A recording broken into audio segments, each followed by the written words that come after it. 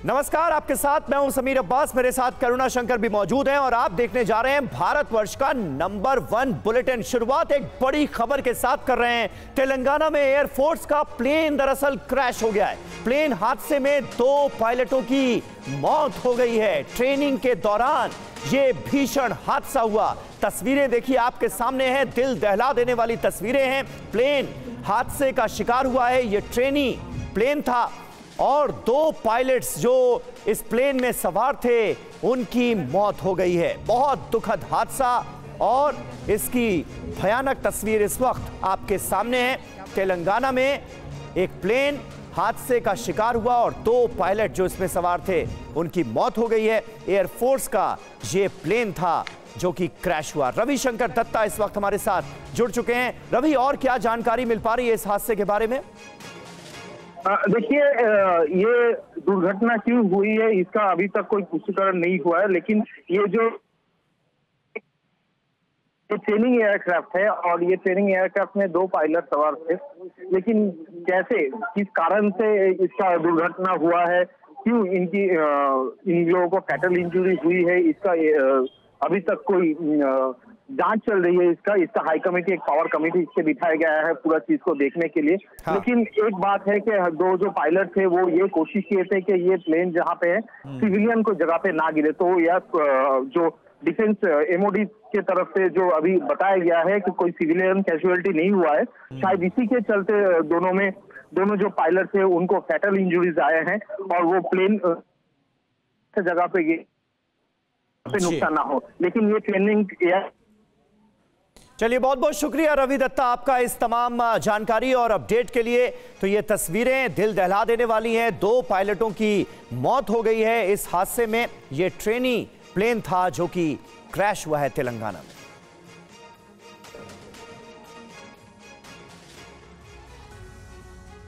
और देखिए, एक और बड़ी खबर है तूफान को लेकर, मिचोंग तूफान को लेकर। यह बहुत बड़ी खबर। तमिलनाडु में मिचोंग तूफान को लेकर अलर्ट जारी कर दिया गया है। चेन्नई समेत कई इलाकों में भारी बारिश हो रही है। चेन्नई में तेज हवा से कई पेड़ भी गिरे हैं। मौसम विभाग की तरफ से अलर्ट जारी किया गया है। तो तूफान के लैंडफॉल से पहले किस तरह के हालात इस वक्त हैं, आप जरा देखिए। तेज हवाएं इस वक्त चल रही हैं। मिचोंग तूफान को लेकर इस वक्त चेन्नई समेत पूरे तमिलनाडु की अगर बात की जाए तो अलर्ट जारी किया गया है, क्योंकि इससे आशंका या अंदेशा यह है कि काफी नुकसान हो सकता है। कई ट्रेनों को रद्द कर दिया गया है। एहतियातन तमाम जो कदम है वो उठाए जा रहे हैं ताकि कम से कम नुकसान इस तूफान की वजह से। 2 तस्वीरें इस वक्त हम आपको दिखा रहे हैं। लगातार मूसलाधार बारिश, तेज हवाएं चल रही हैं और इसके अलावा अलग अलग टीमों को लगा दिया गया है जो राहत और बचाव कार्य और जहां पर भी पेड़ गिर गए उन सबको हटाने के लिए।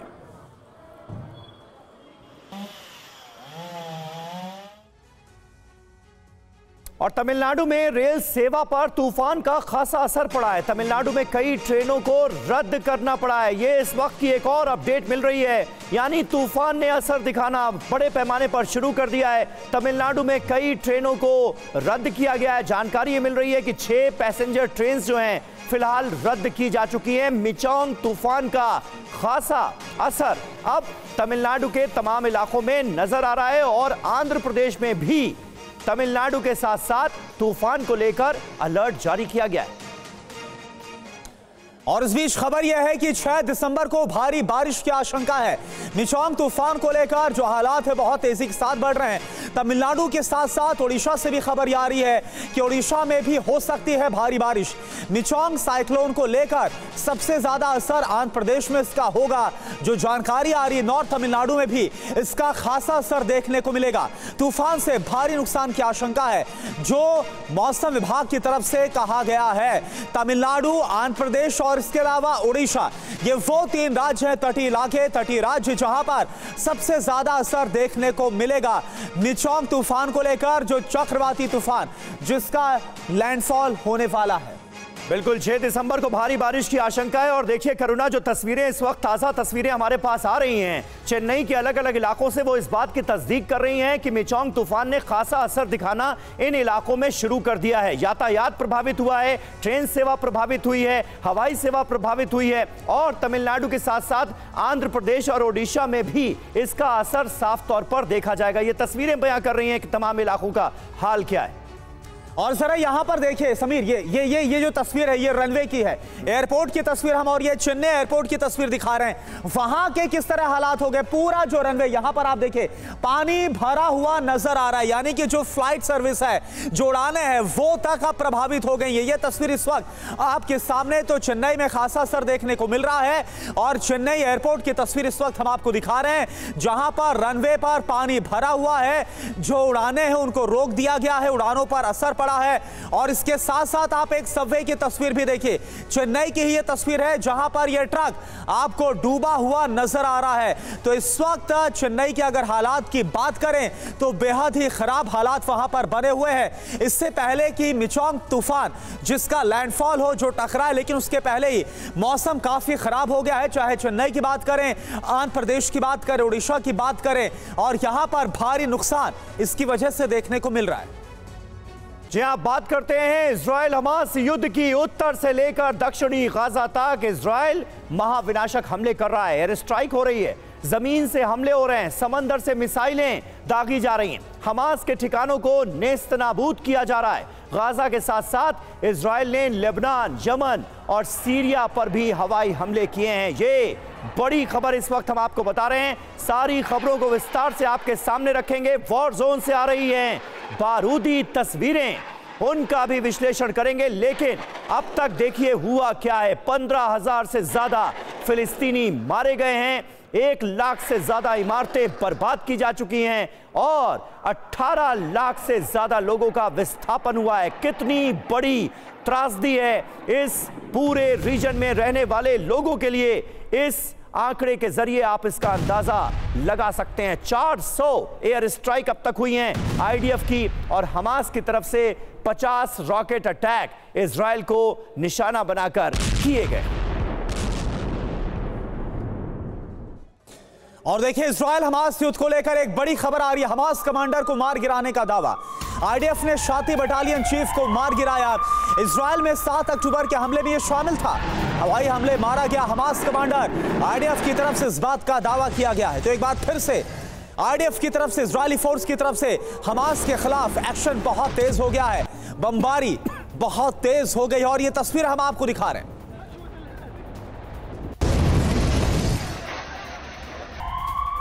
और अगली बड़ी खबर, ग्राउंड ऑपरेशन पर आईडीएफ का बड़ा ऐलान सामने आया। पूरे गाजा में चलाया जाएगा ग्राउंड ऑपरेशन, ये क्लियर किया गया है। हमास के ठिकानों पर हवाई हमलों का सिलसिला भी जारी है, ये आईडीएफ ने माना है। और एक और बड़ी खबर, इजरायली शहर सेड्रोट पर ड्रोन से हमला किया गया। गाजा पट्टी से हमास ने ड्रोन अटैक किया, इजरायली सेना ने ड्रोन को निशाना बनाया। ड्रोन मार गिराने का इजराइल की तरफ से दावा।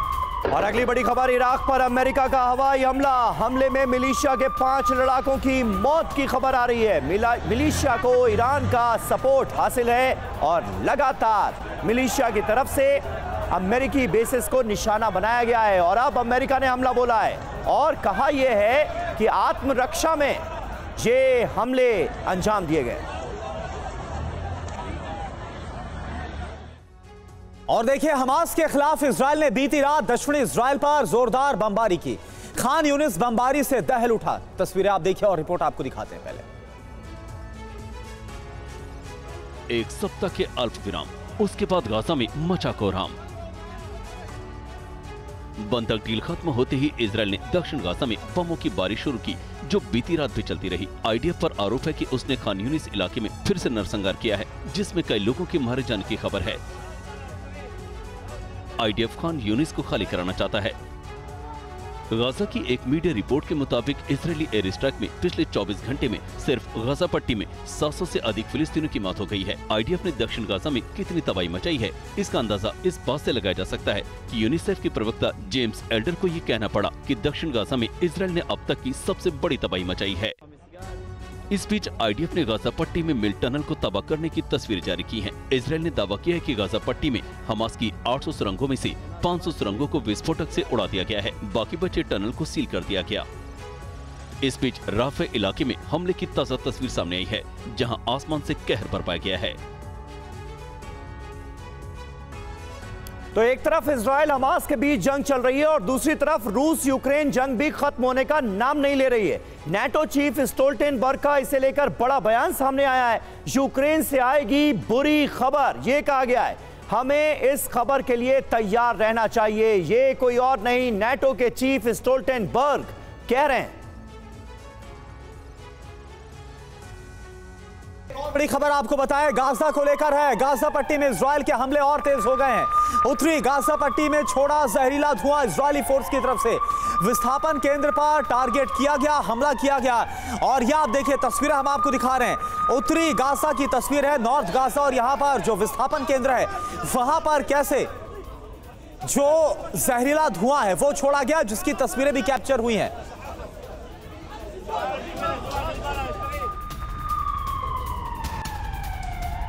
और अगली बड़ी खबर, गाजा पट्टी में फिर निशाने पर है अस्पताल। कमाल अदवान अस्पताल के पास हुई है शेलिंग। धमाके की आवाज से गूंजा पूरा इलाका। ये तस्वीरें आपको दिखा रहे हैं, कमाल अदवान अस्पताल के पास जमकर शेलिंग हुई है और धमाके की आवाज से पूरा इलाका थर्रा उठा है। और एक और बड़ी खबर, गाजा पट्टी में आईडीएफ का बड़ा हमला, स्वाति बटालियन पर स्ट्राइक। गाजा पट्टी के हैथम होजारी में इस कार्रवाई को अंजाम दिया गया।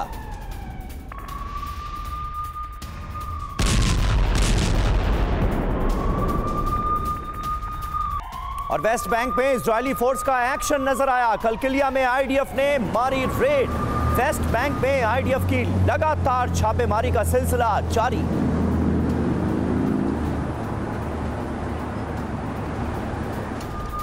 और गाजा पट्टी से एक और बड़ी खबर, दक्षिणी गाजा के खान यूनिस की बात की जाए तो यहां पर आईडीएफ ने कोहराम मचाकर रख दिया है। हमास के लड़ाके का घर कैसे खाक हुआ, यह तस्वीरें आप देखिए।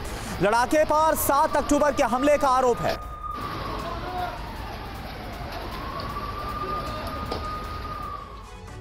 और वहीं हिजबुल्लाह एक बड़ी मुसीबत बना हुआ इजराइल के लिए। हिजबुल्लाह ने लेबनान की सीमा से इजराइल पर हमले और तेज कर दिए। इजराइल के जिब्तीन बैरक पर कई मिसाइलें दागी गईं। बंधक डील के खत्म होने से ठीक पहले हुती और हिजबुल्लाह ने ऐलान कर दिया था कि दूसरे चरण के रण में वो इजराइल पर जोरदार हमला बोलेंगे।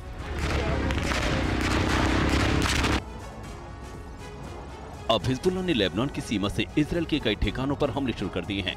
हिजबुल्लाह ने इजराइल के जिब्तीन बैरक के एक साथ 6 मिसाइल से हमला बोला है और इजरायली ठिकाने को बड़ा नुकसान पहुंचाया है। हिजबुल्लाह के हमलों का इजराइल ने भी जोरदार जवाब दिया है। दक्षिण लेबनान में आईडीएफ की वॉर प्लेन ने हिजबुल्लाह के कई ठिकानों पर तबाही मचाई है, जिसमें हिजबुल्लाह के कई मिलिट्री ठिकानों को नुकसान हुआ है। इजराइल ने हिजबुल्लाह के कई हमलों को नाकाम भी किया है। इस बीच अमेरिका ने रेड सी में हुती के 2 ड्रोन मार गिराने का दावा किया है। बताया जा रहा है कि हुती ने ये ड्रोन यमन से दागे थे। दक्षिण गाजा को टारगेट कर रही आईडीएफ अब इस इलाके में बड़े हमले की तैयारी कर रही है। इस सिलसिले में आईडीएफ की सेना प्रमुख अर्जी हलेवी इजरायली एयरफोर्स के ऑपरेशन रूम में हालात की समीक्षा करते नजर आए। 3 राज्यों में बंपर जीत से विपक्षी खेमे में हाहाकार मच गया है। आज सुबह पीएम मोदी ने संसद में जाने से पहले विपक्ष को नसीहत दी और कहा कि विपक्ष नफरती तरीका बदल ले तो जनता के दिल में उनके लिए नफरत मोहब्बत में बदल जाएगी। तो वहीं हार के बाद अब विपक्षी गठबंधन में मंथन का दौर चल रहा है। सवाल ये उठता है कि आखिर 2024 में इंडिया का क्या होगा, कांग्रेस की स्थिति क्या होगी, ये एक बहुत बड़ा सवाल है।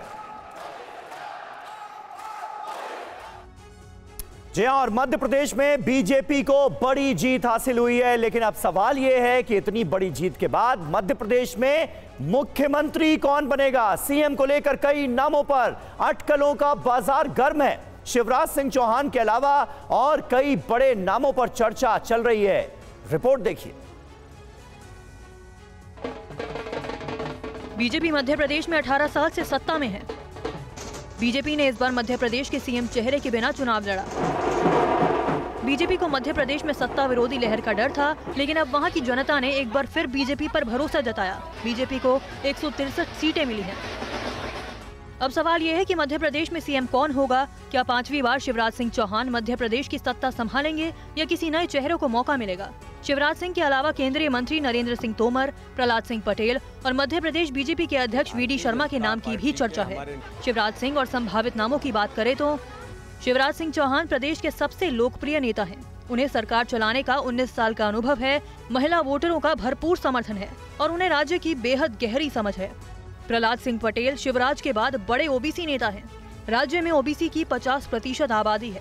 वे आरएसएस के पसंदीदा नेताओं में शामिल हैं। वे पार्टी के मुखर चेहरों में शुमार हैं।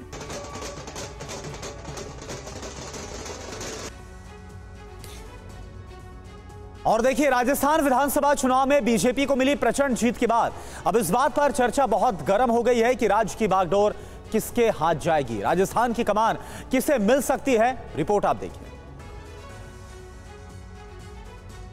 राजस्थान में मुख्यमंत्री पद की रेस में कई नाम सामने आ रहे हैं, जिसमें पूर्व सीएम वसुंधरा राजे, सीपी जोशी, गजेंद्र शेखावत और अश्विनी वैष्णव का नाम शामिल है। वसुंधरा राजे राजस्थान में बीजेपी का बड़ा चेहरा है। 2 बार राजस्थान की मुख्यमंत्री भी रह चुकी हैं। हालांकि चुनाव से पहले पार्टी ने उन्हें साइड लाइन कर रखा था। बाद में वसुंधरा भी चुनाव में एक्टिव नजर आई। साथ ही वसुंधरा के गुट के तमाम नेता जीत कर आए हैं, जिसके बाद उनकी दावेदारी बढ़ गई है।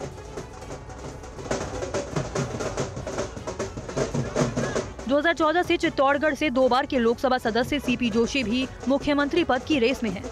वे वर्तमान में राजस्थान बीजेपी के अध्यक्ष भी हैं। इसके अलावा जोधपुर से लोकसभा सदस्य और केंद्रीय जल शक्ति मंत्री गजेंद्र सिंह शेखावत को भी मुख्यमंत्री बनने के प्रबल दावेदार के रूप में देखा जा रहा है। ये हमारे पार्लियामेंट्री बोर्ड तय करेगा। सीएम का चेहरे पर भी सब कुछ पार्लियामेंट्री बोर्ड तय करेगा। हम भारतीय जनता पार्टी के कार्यकर्ता उसका पालन करेंगे। और राजस्थान में बाबा बालकनाथ बीजेपी के उन 7 सांसदों में से एक थे जिन्हें विधानसभा चुनाव लड़ाया गया। वो अपनी सीट जीत गए। TV9 भारतवर्ष से बोले, तिजारा से विधायक बने बाबा बालकनाथ। पीएम के मार्गदर्शन में सब तय होगा। पार्टी ने मुझे बहुत कुछ दिया है। मेरी कोई निजी इच्छा नहीं है। मैं सीएम पद का उम्मीदवार फिलहाल नहीं हूं। आप मुख्यमंत्री की जिम्मेदारी लेने को तैयार हैं? ऐसा कोई विषय ही नहीं है ना भाई, ये विषय ही नहीं है। ये माननीय प्रधानमंत्री जी का जो हमें उनका मार्गदर्शन मिल रहा है। हमारा तो यही जीवन में बड़ा सौभाग्य है कि उनके मार्गदर्शन में हमें अपने देश के लोगों की, अपने प्रकृति की और अपने देश की उन्नति के लिए, देश के विकास के लिए हमें सेवा करने का अवसर मिल रहा है। जिम्मेदारी दी जाती है आपको? तो जिम्मेदारी दे रखी है ना भाई। इतना बड़ा सौभाग्य इस छोटे से जीवन में। मुख्यमंत्री की बात, सांसद बनाया, पार्टी ने टिकट दिया, जनता ने सहयोग कर आशीर्वाद दिया। उसके बाद पार्टी ने विधायक का टिकट दिया और आज तिजारा की जनता ने फिर से एक बड़े साथ के साथ में विजयी माननीय प्रधानमंत्री जी की ओर देखकर किया है। तो ये सब उनकी सेवा का, और हमारा तो सौभाग्य कितनी बड़ी सेवा हमें वर्तमान में मिली हुई है।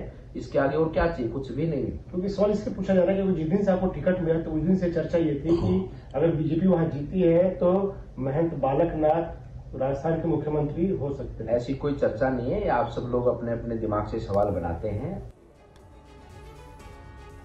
और वहीं शीतकालीन सत्र के पहले दिन रक्षा मंत्री राजनाथ सिंह ने कहा कि 3 राज्यों की जीत शानदार जीत है। लगता है देश की जनता ने 2024 जिताने के लिए माइंड मेकअप कर लिया है। वहीं नेता विपक्ष अधीर रंजन चौधरी ने बीजेपी पर निशाना साधा। हैट्रिक हुई है सर, कैसे देखते हैं सर इसे? 3 राज्यों में बीजेपी की जिस तरह हैट्रिक हुई है, कैसे चलते रहे। मोदी जी का मैजिक बरकरार है जिस तरह से। हम लगता है सारे देश में ये माइंड मेकअप कर लिया है। ये पॉजिटिव साइन है। 2024 के लोकसभा इलेक्शन में भारतीय जनता पार्टी देखो गाड़ी है, गाड़ी देख के आराम से दिन पहले कर्नाटक में चुनाव हुई थी, हिमाचल में भी हुई थी। उस समय मोदी जी की ये ज्ञान कहाँ थी पता नहीं। अभी जीतने के बाद सारे ज्ञान उभर कर आ रहे हैं। अच्छा है, अगर ये इस तरीके की चले तो अच्छा है। लेकिन मोदी जी समय समय पे ज्ञान निकालते हैं और उनकी सुविधा के मुताबिक वो ज्ञान खो भी जाते हैं। और मोदी जी की तिलस्मी पे चलने वाला पार्टी है। तो ये बीजेपी की जीत नहीं, मोदी की जीत है। ये मान बीजेपी अगर माने तो ठीक है। ये ना आरएसएस की जीत है, ना बीसी की जीत है, ना बीजेपी की जीत है।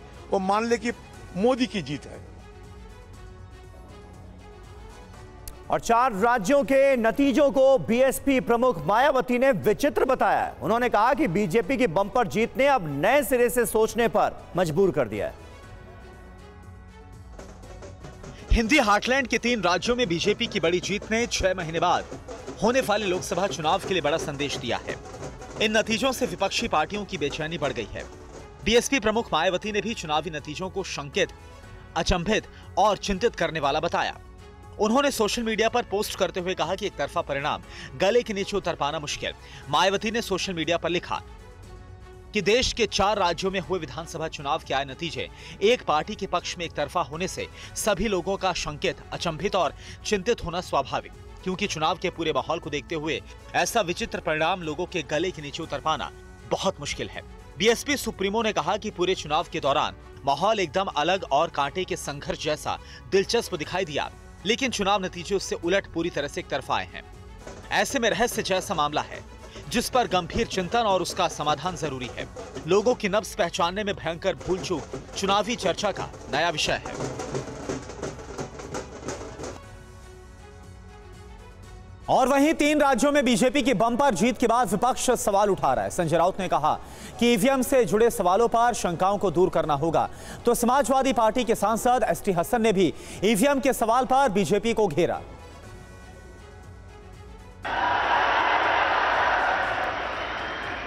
3 राज्यों में बीजेपी की प्रचंड जीत के बाद विपक्षी दल अब ईवीएम पर सवाल उठा रहे हैं। शिवसेना उद्धव गुट के सांसद संजय राउत ने कहा कि लोगों के मन में शंका है तो एक चुनाव बैलेट पेपर से करा के देख लीजिए। तो निर्णय आता है वो स्वीकार करना चाहिए, चाहे ईवीएम से हो चाहे बैलेट पेपर से। तो कल जो ईवीएम के माध्यम से जनादेश मिला है, ईवीएम आदेश, वो भी हम लोकतंत्र का आदेश मानकर स्वीकार करते हैं, चाहे ईवीएम पे विश्वास हो या न हो। लोग तो आश्चर्य और आज भी सदमे में है कल के रिजल्ट के बाद भी। समाजवादी पार्टी के सांसद एसटी हसन ने भी ईवीएम पर सवाल उठाए। उन्होंने कहा कि साम दाम दंड भेद के साथ उनका खेल भी चुनाव में हुआ। हमें इस बात का शुबा है कि साम दाम दंड भेद, ईवीएम, एडमिनिस्ट्रेशन, ये सारे मशीनरी का इस्तेमाल होता है इलेक्शंस में, जो जिसकी वजह से रूलिंग पार्टी उसके अंदर विजय हासिल कर लेती है। और 3 राज्यों में करारी हार के बाद कांग्रेस ने विपक्षी गठबंधन इंडिया की अहम बैठक बुलाई है। कांग्रेस की तरफ से गठबंधन में शामिल सभी दलों को न्योता दिया गया है। 2023 के बाद अब सबकी नजरें 2024 के लोकसभा चुनाव पर टिकी हुई है। राजस्थान, मध्य प्रदेश और छत्तीसगढ़ विधानसभा में कांग्रेस को तगड़ा झटका लगा है। अब आगे की रणनीति के लिए कांग्रेस ने 6 दिसंबर को दिल्ली में विपक्षी गठबंधन की बैठक बुलाई है। माना जा रहा है कि 6 दिसंबर को होने वाली बैठक में सीट बंटवारे को लेकर चर्चा हो सकती है। लोकसभा चुनाव के लिए आगे की रणनीति तैयार की जा सकती है। हालांकि विधानसभा में महाजीत के बाद पीएम मोदी ने विपक्षी गठबंधन पर जमकर हमला बोला। ये चुनाव नतीजे कांग्रेस और उसके घमंडिया गठबंधन के लिए भी बहुत बड़ा सबक है। सबक ये है कि सिर्फ कुछ परिवारवादियों के मंच पर एक साथ आ जाने से फोटो कितनी अच्छी निकल जाए, देश का भरोसा नहीं जीता जाता। और वहीं विधानसभा चुनाव में मिली करारी हार के बाद कांग्रेस पर दूसरी सहयोगी पार्टियों ने हमला बोला और कहा कि बीजेपी का मुकाबला कांग्रेस अकेले नहीं कर सकती। माननीय अखिलेश यादव जी जो मंडल कमीशन और जातिगत जनगणना को लेकर के जो बहुजन वर्ग के सामाजिक, आर्थिक, राजनैतिक और सभी तरह के भागीदारी की लड़ाई लड़ रहे हैं, जिन्होंने अपने दम पर भारतीय जनता पार्टी को कई बार नाकों चने चबवाया, उस बड़े नेता को अपमानजनक शब्दों से संबोधित करना कांग्रेस पर भारी पड़ा है। और कांग्रेस को पूरा समझना चाहिए कि जब जब दलितों, पिछड़े और क्षेत्रीय दलों का अपमान होगा, कांग्रेस को मुंह की खानी पड़ेगी। ये इंडिकेट कर रहा है ममता जी और ममता जी को मॉडल को, ममता जी को स्कीम्स को सारा देश चाहते हैं। और इंडिया जोट में ममता जी और तृणमूल कांग्रेस एक पावरफुल एली है। हमारा स्टेट में हमारा लीडर को, हमारा गवर्नमेंट को सक्सेस हम हाईलाइट करेंगे।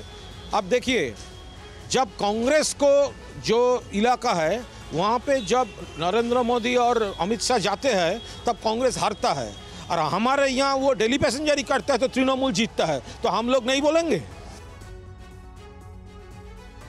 देखा आपने किस तरह के बयान इंडिया गठबंधन के तमाम दलों की तरफ से सामने आ रहे हैं। वैसे 3 राज्यों में मिली हार के बाद कांग्रेस अब मंथन करने में जुटी हुई है। जयराम रमेश ने उम्मीद जगाते हुए कहा है कि हार के अंतर को मिटाया जा सकता है। कांग्रेस को मिला अच्छा वोट प्रतिशत 2024 की उम्मीद जगाता है। तो मल्लिकार्जुन खड़गे ने विपक्ष के साथ रणनीति पर जोर दिया। 3 राज्यों में जीत के बाद अब 12 सूबों में बीजेपी की सरकार है, तो कांग्रेस सिर्फ 3 राज्यों तक सिमट गई है। इस बीच कांग्रेस अध्यक्ष खड़गे ने कहा कि इंडिया गठबंधन के सभी दलों की बैठक बुलाई गई है। बैठक के बाद आगे का फैसला लेंगे। मीटिंग बुलाया हूँ ऑल पार्टी का, तो ऑल पार्टी के मीटिंग में जो डिसाइड होता क्या करना आज क्या नहीं करना उसके लिए, तो फिर उसके बाद जो भी होगा। वहीं कांग्रेस नेता जयराम रमेश ने कहा कि सच है कि छत्तीसगढ़, मध्य प्रदेश और राजस्थान में कांग्रेस का प्रदर्शन निराश करने वाला है, लेकिन वोट शेयर के मामले में कांग्रेस बीजेपी से ज्यादा दूर नहीं है। उन्होंने एक्स पोस्ट पर लिखा कि छत्तीसगढ़ में बीजेपी को 46.3% तो कांग्रेस को 42.2% वोट मिले। वहीं मध्य प्रदेश में बीजेपी को 48.6% वोट मिले तो कांग्रेस के खाते में 40.4% मत पड़े। राजस्थान में बीजेपी को 41.7% मिले तो कांग्रेस को 39.5% वोट हासिल हुए। उन्होंने इस ट्वीट के आखिर में लिखा कि जुड़ेगा भारत, जीतेगा इंडिया।